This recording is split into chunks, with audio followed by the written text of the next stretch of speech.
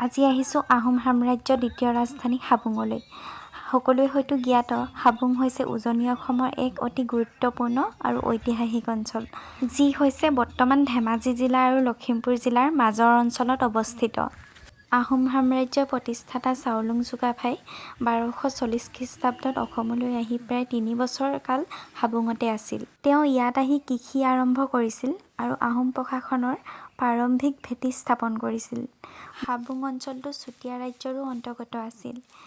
১৩৯২ খ্ৰীষ্টাব্দ আৰু ১৮২৮ খ্ৰীষ্টাব্দৰ চুতীয়াসকলৰ তামৰ ফলিৰ পৰা এই কথা জানিব পৰা যায়।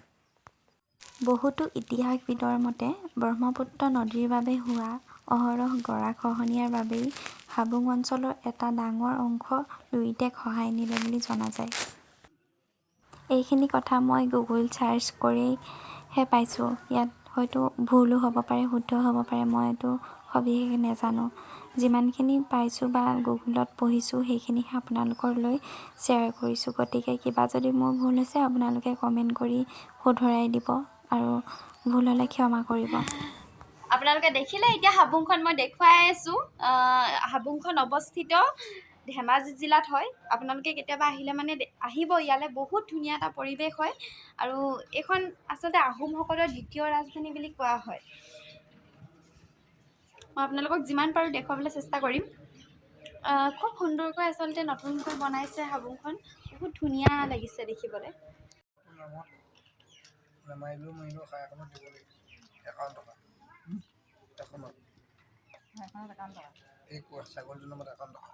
এয়া এইফালে আমাৰ মায়ে প্ৰসাদ ঠিক কৰি আছে। আমি দিবলৈ পাৰ আনিছিলোঁ আৰু এটা ছাগলী আৰু এনেকৈ শৰাই, মুৰ্গী কিবাকিবি দিম বুলি আগ কৰি থোৱা আছিলে। বিভিন্ন সময়ত বিভিন্ন সেই গোটেইখিনি লৈ আজি হাবুঙলৈ বুলি আহিলোঁ। সঁচাকৈ আহি ইয়াত বহুতেই ভাল লাগিছে, পৰিৱেশটো বহুতখিনিয়ে ভাল লাগে। মানে খানা চানা খাব পৰাও পৰিৱেশ এটা আছে। আপোনালোকে ধুনীয়াকৈ আহিব ইয়ালৈ, খুব ভাল লাগিব। আৰু আমাৰ এইফালে এয়া মোবাইলত ব্যস্ত আৰু এইফালে এয়া সেৱা কৰিবলৈ লৈছোঁ আমি। ইয়াতে সেৱা কৰে মানে এনেকেই। এয়াই হৈছে হাবুঙৰ ভিতৰৰ অংশ।